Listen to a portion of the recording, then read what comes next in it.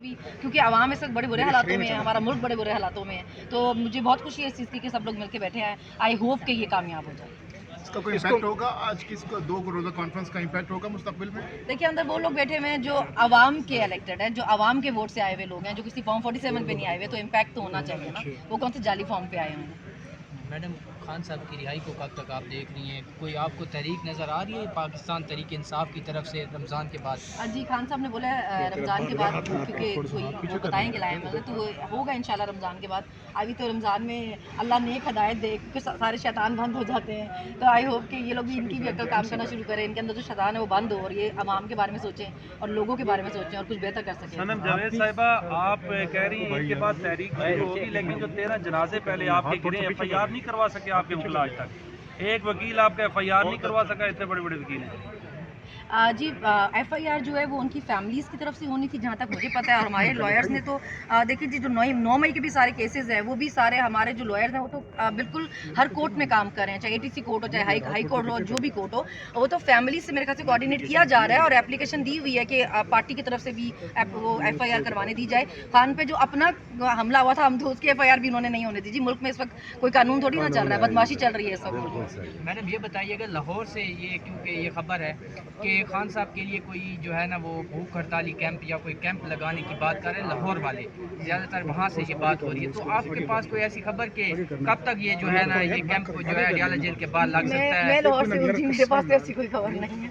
अगर कोई ऐसी खबर होगी तो भूख हड़ताल भी कर लेंगे। इसमें हम मुसलमान लोग हैं जी, रोजे रखने वाले लोग हैं, तो भूख हड़ताल हमारे लिए कौन सी बड़ी चीज़ है, भूख हड़ताल भी कर लेंगे। शराफत मरवत को पार्टी से निकाल दिया, इस हवाले से क्या कहेंगे? वो पार्टी का मामला है जी, वो डिसिप्लिन का इशू है। वो खान जाने, मरवत साहब जाने, पार्टी जाने, हम लोगों का तो काम बनता नहीं ना इसमें। मैम, नवाज शरीफ की गिरफ्तारी पे अडियाला जेल के बाहर जो है भूख हड़ताली कैंप लगते रहे, आप लोग क्यों नहीं लगा रहे अभी तक? सॉरी जी, नवाज शरीफ की गिरफ्तारी पे नून लीग अडियाला जेल के बाहर कैंप लगाती रही है, लेकिन बात कर रहे हैं नवाज रही है। शरीफ, आप क्या बात कर रहे हैं? नवाज शरीफ का अपना बयान है, मैंने पीछे मुड़ के देखा तो कोई नहीं था। उसके लिए इतने लोग निकलने वाले होते और कैंप लगाने वाले होते तो माफिया मांग के भागता। हमारा लीडर बैठा हुआ है ना यहाँ पे, क्योंकि उसको पता है कि उसके सपोर्टर भी उसके पीछे खड़े हैं, उसकी आवाम भी उसके पीछे खड़ी है और वो खुद भी हिम्मत करने वाला बंदा है और पंगा लेने वाला बंदा है। उसने पूरे सिस्टम से पंगा लिया है, भागने वालों के पीछे कोई नहीं निकलता। पंजाब में सोशल मीडिया से निकलकर, ट्विटर से निकलकर जो लीडरान है या कायदीन है वो सड़कों पे कब आए? हम ट्विटर पे, सोशल मीडिया पे पूरा इलेक्शन जीत सकते हैं। हमने 8 फरवरी का इलेक्शन किसी इलाके में जाए बगैर, कोई कैंपेन किए बगैर जीता है। PTI जो है उसको अपना सारा काम बिल्कुल ठीक कर रही है, ग्राउंड पे भी, मीडिया पे, सोशल मीडिया पे भी तनकीद आप कर सकते हैं। मैं खुद रैलीज मैंने की है, मैं डोर टू डे कैंपेन किया हमने, हम प्रोटेस्ट पे गए। पंजाब से हमें आपकी पंजाब में नजर नहीं आई आपकी एक्टिविटी, अगर KP के अंदर है तो वो पंजाब में फिर आपको थोड़ा आई चेकअप की जरूरत है, क्योंकि मैंने डोर टू डोर किया लाहौर में, मैंने जलसे किया, मैं जलसे पे गई, मैंने रैलीज की हैं लाहौर में, तो मेरे तो अपने अकाउंट पे सारी चीजें लगी। मैं अब एक्टिविटी मेरा अकाउंट सर्च करके पंजाब में मरियम नवाज की कारकर्दगी छोटी है, जो बंदा कुर्बानियां दे, उसका घर टूटे, उस पर फायरिंग हो, वो गिरफ्तार हो, दुबई फैमिली शिफ्ट करे और कुछ लोग लाबी मिलकर उसको निकलवा दे, जैसे शेर अफजल मरवत की कुर्बानी किसी से ढकी छुपी नहीं है। कल अगर कहा जाता है सनम जावेद तनकीद करती है स्पोर्ट बुशरा बीबी से, तो कहती है जी सनम जावेद का PTI से कोई ताल्लुक नहीं है। ये कुछ हो सकता है आपके साथ? देखिए, पहली बात तो ये है कि जो भी कुर्बानियाँ हमने दी हैं, जो भी मुश्किल टाइम देखा है, हमारे अपने जहन में ये है कि हमने अपने लिए, अपने बच्चों के मुस्तकबिल के लिए, अपने मुल्क के लिए देखा है ना। हमने एहसान किसी के सर पे नहीं किया हुआ। तो अगर किसी की ये मेंटालिटी है कि वो किसी के सर पे एहसान कर रहा है, हमारी वो नहीं है। बाकी मैंने आपको पहले भी बोला, शेर अफजल का क्या मामला है क्या नहीं, वो खान को पता होगा, उनको पता होगा। मैं तो शेर अफजल मरवत साहब को जानती नहीं हूँ, पर खान साहब ने मतलब हम जितने भी लोग हैं, हमें लोग सिर्फ खान साहब के नाम से जानते हैं। हमारे पास इलेक्शन में कोई निशान नहीं था, हमारे कोई नाम नहीं थे, फिर भी पूरी PTI ने क्लीन स्वीप किया पूरे पाकिस्तान से खान के नाम पे ना। तो मरवत साहब का और खान साहब का क्या मामला है वो उन दोनों को देखने दें, वो आपस में वो लोग देख लेंगे। मेरे ख्याल से मरवत साहब बता रहे थे कि खान ने बुलाया मुलाकात के लिए, तो वो लोग तय कर लेंगे। 9 मई के बाद PTI को आप कैसे देखती हैं पंजाब में, क्योंकि 100 साल कारकर्दगी के बैनर पूरे पंजाब के अंदर लगाए गए हैं? 100 साल उनका बस चले तो वो यही बोले कि मैंने 100 साल कारकर्दगी कर दी है। देखिए, अगर तो आप कहना चाहते हैं कि हर गली, नुक्कड़, गटर, कूड़े की बाल्टी, रेड़ी, गाड़ी, सब्जियों की रेड़ियों पे, दरख्तों पे, खंभों पे उनकी तस्वीरें हैं, तो वो कारकर्दगी उनकी बहुत अच्छी है। अगर आप आवाम के लिए कहना चाहे कि उन्होंने क्या किया, तो उन्होंने सिर्फ ड्रामेबाजी किया और कुछ नहीं। सनम, एक बात की जाती है कि आप लोग जब इमरान खान साहब हुकूमत में थे तो उस वक्त एस्टैब्लिशमेंट और जनरल बाजवा आप लोग एक पेज पर थे, और आज आपको लोगों को ये एहसास है कि वाकई असल मसला कहीं और है और जिसको आप अपोनेंट समझते थे वो उस तरह नहीं है।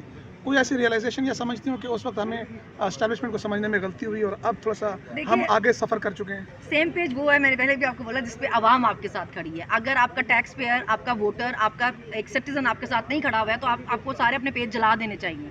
अगर आपका एक आम शहरी आपके साथ नहीं खड़ा हुआ है तो आपको सोचना चाहिए। ये मुल्क जो है पाकिस्तानियों का है, किसी एक पार्टी का नहीं है। तो आपको किसी एक पार्टी का नैरेटिव नहीं लेके नहीं चलना, स्पेशली तब जब आप बड़ी कुर्सियों में बैठे हैं। वहाँ बैठ के आपको शर्म करनी है, आपको आवाम की राय का एहतराम करना है, आपको अपना ज़र्फ बड़ा करना है, आपको तनकीद बर्दाश्त करने का हौसला पैदा करना है। तो आवाम की राय का एहतराम एस्टेब्लिशमेंट को हर दौर में अपने डोमेन में रहना चाहिए या अपने साथ हर दौर में। जी देखिए, आप ऐसी बंदी से सवाल कर रहे हैं, आप गलत बंदी से सवाल कर रहे हैं। अब मेरे से पूछेंगे तो मैं बोलूँगी भी कि उनका काम ही अपने डोमेन में रहना बनता है। वो अपने डोमेन से बाहर निकल के काम कर रहे हैं, जिनको नहीं करना चाहिए।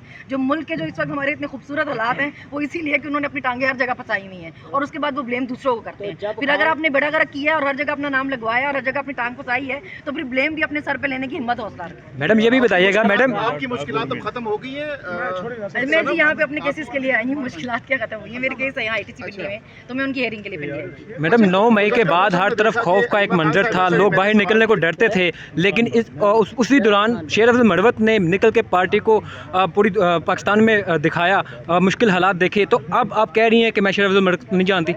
देखिए, मैं शेर अफजल मरवत साहब को जानती हूँ, उनके मामलात क्या चल रहे हैं खान साहब के साथ और पार्टी के साथ। मैंने बोला उस बारे में मुझे कोई मालूमात नहीं है। इस बात को कोई डिनाई नहीं कर सकता, वो तब निकले जब कोई और नहीं निकल रहा था। कम अज़ कम मैं तो डिनाई नहीं कर सकती। लेकिन पार्टी का एक डिसिप्लिन होता है, आपको फॉलो करना होता है ना। हम तो ऐसे किसी ओहदे पे नहीं है ना, अभी तक भी नहीं है। तो हम अगर कोई ब्लंडर कर भी दें या कुछ बोल भी दें तो मेरे पे ब्लेम है ना वो। लेकिन जब आप पार्टी में ओहदे पे होते हैं, आप सीनियर होते हैं, तो फिर आपको पार्टी डिसिप्लिन फॉलो करना पड़ता है। खान साहब ने अगर बोला कि मैंने बहुत दफ़ा मना किया था, इसके बावजूद भी वो मना नहीं हुए, तो फिर उनको मना हो जाना चाहिए था। अभी भी उनको चाहिए कि वो टीवी पे या इधर उधर बयान देने के बजाय वो खान से मुलाकात करें, अपने मामलात खान साहब से सेटल करें।